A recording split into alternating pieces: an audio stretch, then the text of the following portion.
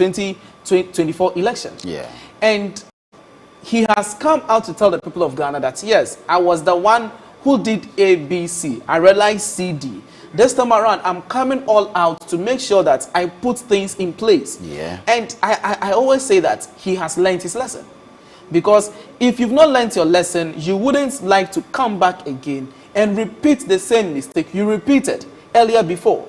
And you see, one thing that I want to also talk about is the fact that this very thing that Dr. Mahmoud Bawumia has done is also having impact or an influence on John Dramani Mahama. Okay. Or there is an impact that we need to also look at. Okay. There is an impact that has on John Dramani Mahama.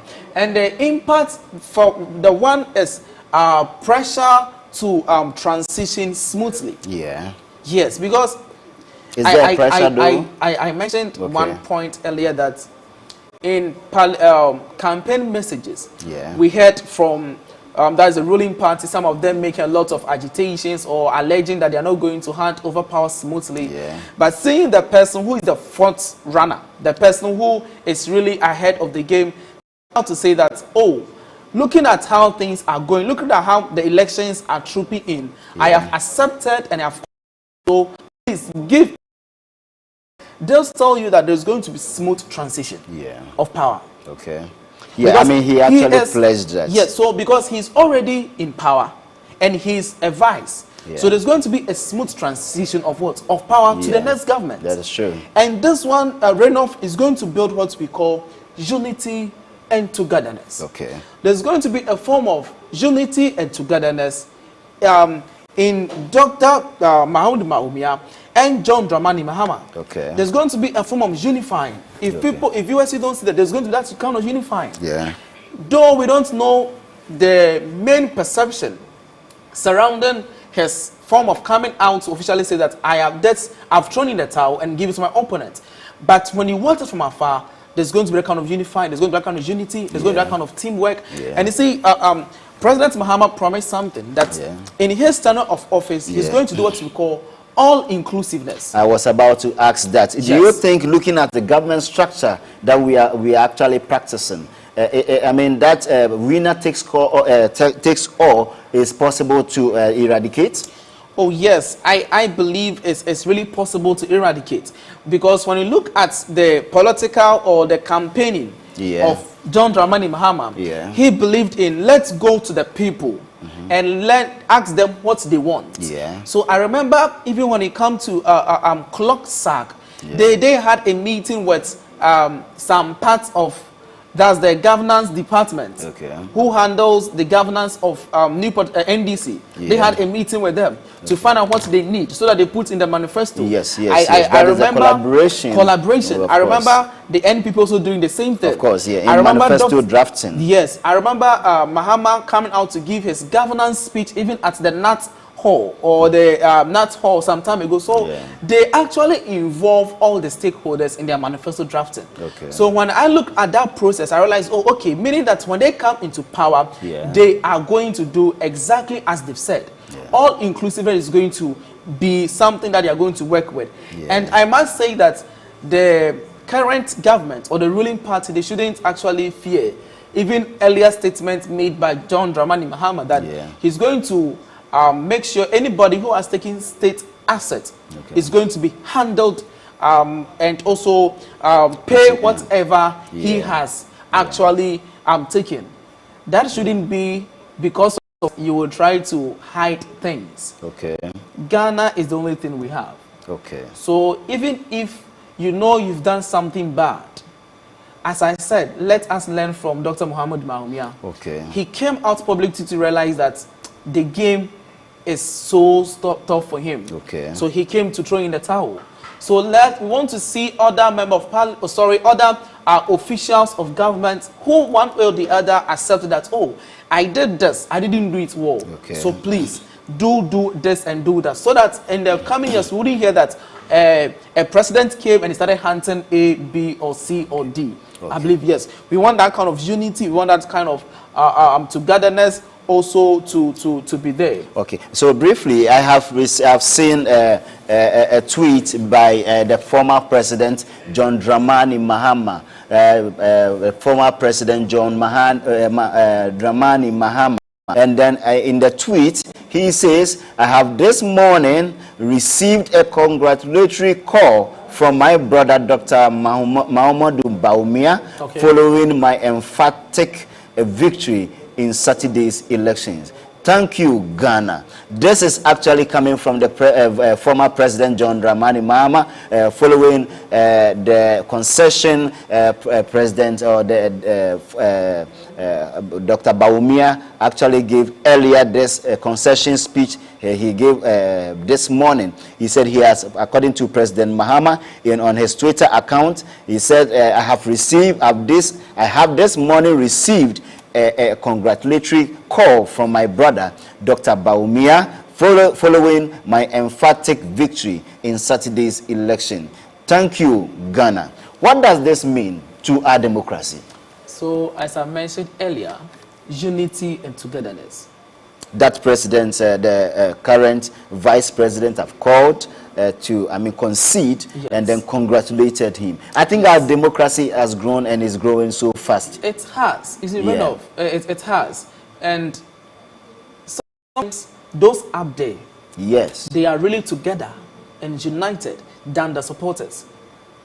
Those up there, those we see up, the politicians up there, when they meet, they are so much united than the supporters. Yeah. And this is telling us that even as a supporter of a political party, yeah, or of any candidate, yeah, you don't end up killing yourself. Of course, don't end up butchering yourself like what we recorded in other constituencies. Yeah. But be in oneness, be in love, and let's fight a good fight for Ghana. Yes. And this, as I said earlier, is going to promote unity. Yeah. It's going to promote togetherness. Yes. And they are going to drive the Ghana agenda together. Yes. It's not only going to be about John Dramani Mahama doing it, but I know that moving forward, Dr. Mahamudu Bawumia even thought. Okay. All right. So if you are still watching us, you are watching Pool Watch on Clock TV. We have our call lines displayed on the screen. We also have our WhatsApp numbers. You have the right to call and give us your opinion on the happenings. Yeah. All right. We have a caller on the line. Hello. Good morning. Okay. Hello. Good morning. Hello, good morning. And how are you doing and where are you calling from, please? I'm calling from East Legon Hill. Okay. Accra. Go ahead, my dear. So I'm watching the show right now. Okay. And I don't want you to actually address the president-elect as the former president. Okay. He is the president-elect, so you address him accordingly, sir. Oh, okay, so you see, this is unofficial declaration, and so we are actually waiting for the official declaration, and then we will get it. But then I get your, your sentiment, and that is good. That is well taken. So hello, madam. Thank you, sir. Hello, madam. Hello. Yeah, hello. Hello, are you on the line, my dear? Yes, please. Okay, Yes. so please, how do you feel after you heard Dr. Mahamudu Bawumia coming out to throw in the towel? I think he has done excellent as a leader. That is what he's supposed to do. Okay. Okay. Thank you so much for calling. Yes. You are welcome, sir. All right. We still have our lines on the screen, and our social media is also open. We are on all, from Facebook to Twitter, TikTok. We are there. When you also come to YouTube, we are actually there. And then you can also send your messages on WhatsApp, and as the WhatsApp numbers displayed on the screen, you are still welcome to also share your thoughts via calls. So yes, let's go ahead. Yeah, so Renoff, I think I get what the caller said. Yes, yes. So we will address as the president-elect. As the president-elect, since the opponent. Yes. Not me say opponent, because he has other 11 opponents. Yes. So let's say keenly contested opponent Yes. has come to throw in the towel. Yes. Then we also address him as president-elect. The president-elect. Because, yes, I think that's what in the press That is briefing, well corrected. Yes, Dr. Bawumia said that John Dramani Mahama is the president-elect. So, yes, we will address as such. So, Renof, as you said, we want to know viewers' reaction after hearing this press briefing from Dr. Mahmoud Bawumia. How do you feel?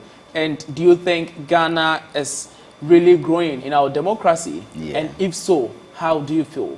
Is it a good news to you?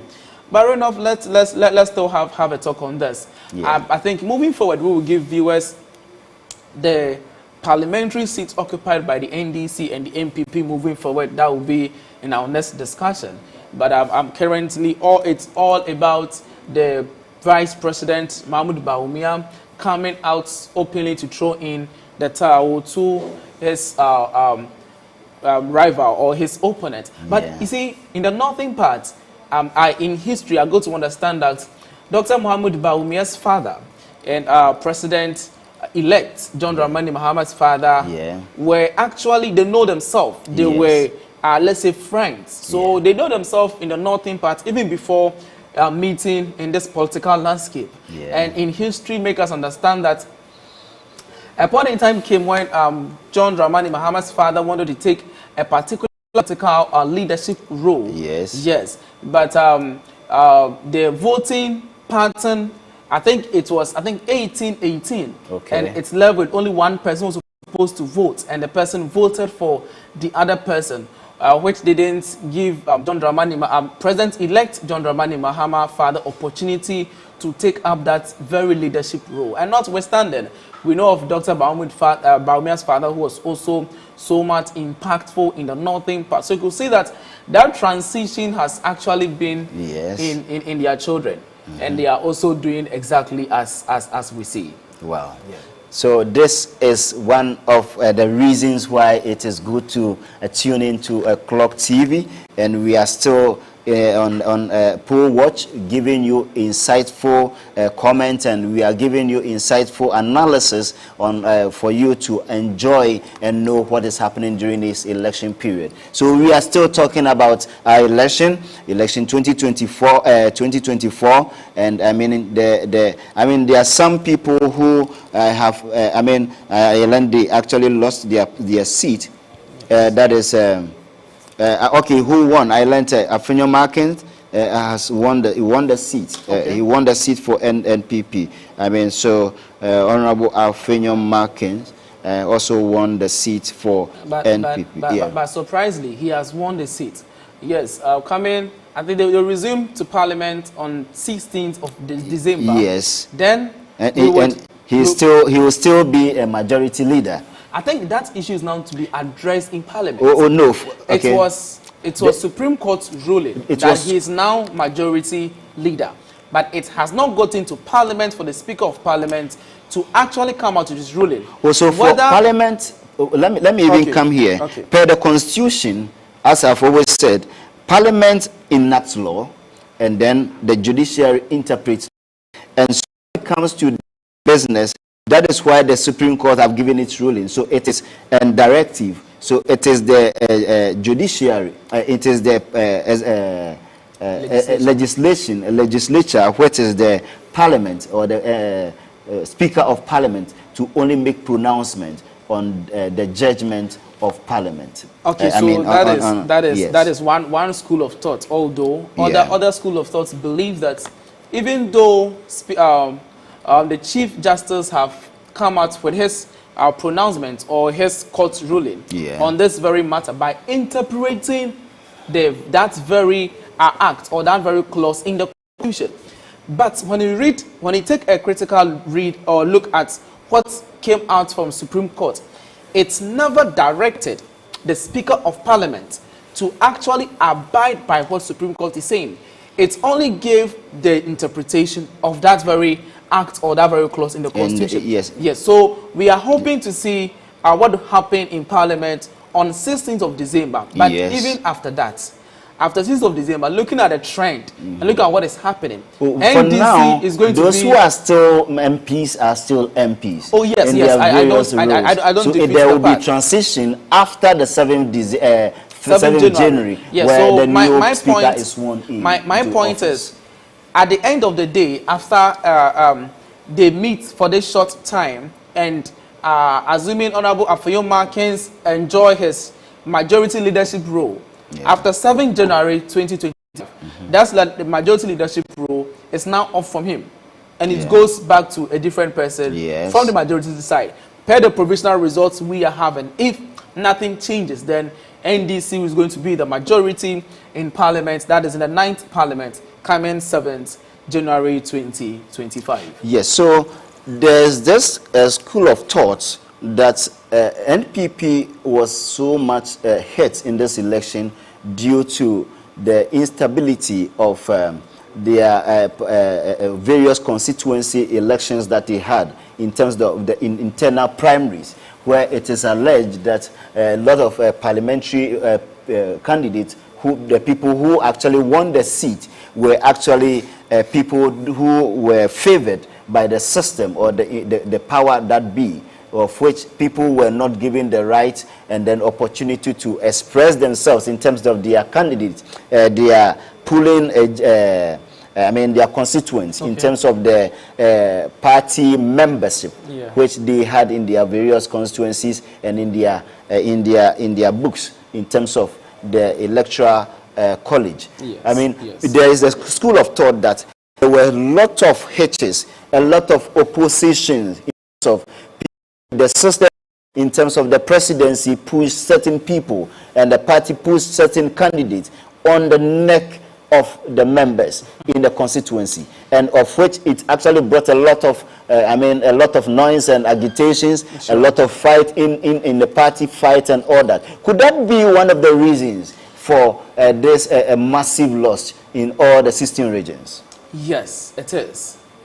It is, because earlier I made mention of Alan Kojo Chamante's departure from NPP. So you could see that that's another one factor. Yes. Because he realized that, as he said, the system did not favor him. Yeah. And the same applies to other parliamentary candidates who realized that the system did not favor them. So they decided to just move away. And we realized we recorded a lot of independent candidates. Yes, yes, of course. In this very election. Yes. And some also did not go into independence, but then they did not actually participate so much into even the campaigning. Exactly. And I think that equally affected the party in so many ways. So as I said earlier, NPP has a lot of internal holes that they need to deal with. In my earlier submission. So in the 4 years of being in opposition, they should use that 4 years to restructure all their internal matters.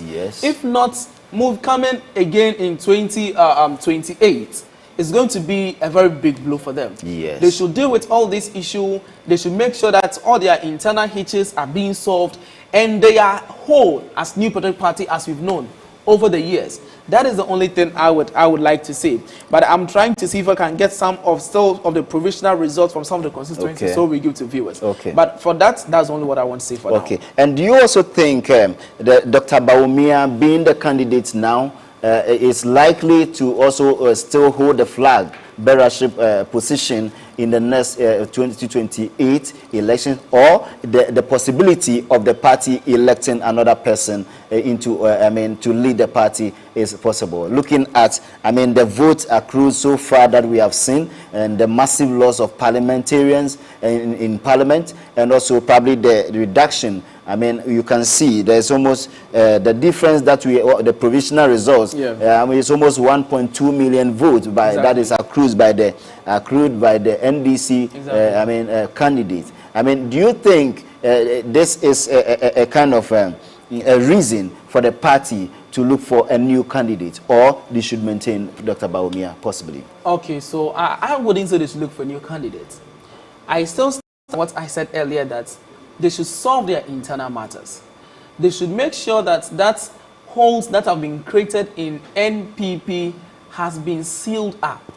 Because, Renov, if they fail to seal up the holes created in the party, even if they should elect a new candidate, that new candidate won't give them what they want. that new candidates won't give them the best they want. And also, it's not about Dr. Mohamed Bawumia in person. I always say that sometimes it's not about a person in question. It's about the person who surrounds him or her. Okay. So you check about the kind of people who are around you. Yeah. In a circle you find yourself. Who are those around you? Yeah. You make your own research, your own analysis. Yeah. And after the analysis, you conclude that, oh, okay, today I made the decision, it didn't help me. Tomorrow I'm going to do this. Yeah. You know, so that NPP should come in 2028, come with a new flag bearer. If they wish, why not? They can equally do that. But they should solve their internal matters well before 2028 comes. That's the only thing I would say. Wow. So very soon, let me say, we have actually dealt so much into this matter, and we are, the breaking news we had earlier is that Dr. Mohamed Bawumia, the flag bearer of NPP, who is the vice president of the current ruling party, has actually conceded to former President John Dramani Mahama, who is now the president-elect for the country. I mean, so we are actually looking at it from that angle. But then before we finish or we conclude with this very discussion, what will be your last words? Okay, so the only thing I would say that Ghanaians, we should learn from what Dr. Mohamed Bawumia has done. I take certain three key things from it. The fact that he has accepted that he has lost, even before EC coming out to declare. Sometimes in life, you having an issue with someone, you get to know that you've lost the game. Try to throw it. It doesn't change your name. It doesn't change your perception. It doesn't change who you are. And let's build that unity we want to build as a country. And the only thing I would say is that let's maintain the peace and love. We've heard of a lot of issues happening in other constituencies in terms of collation of results. Because of that, we don't have a lot of results coming out from the various constituencies. We want the EC to equally look at it. And EC brought out a tweet that the final declaration of a result is the EC. Yeah, and not any other person. No, so I was wondering why are they trying to counter what Dr. Bawumia come out to say? They equally have the right to say that because they are mandated by the Constitution to manage and declare final elections. Exactly. Results. So that's. But then anything can happen. I mean, in case probably they might have a different numbers. There's anything can happen. So that doesn't mean that. Okay, we won't talk about that. So what I mean, just on a lighter side. Exactly. I mean, EC actually has the right to declare final elections in Ghana. Okay, so this is where we end with Pool Watch for this morning. We are going to bring you other content, exciting ones that is actually geared towards the elections, and then we'll still be able to have some other discussion within the electoral contest and or whatever is happening. We'll be giving you so much views in terms of so much videos, visuals, and then different opinion from many angles that we are going to bring to you. Thank you for watching us, and then have another time with us in a few hours to come. Thank you.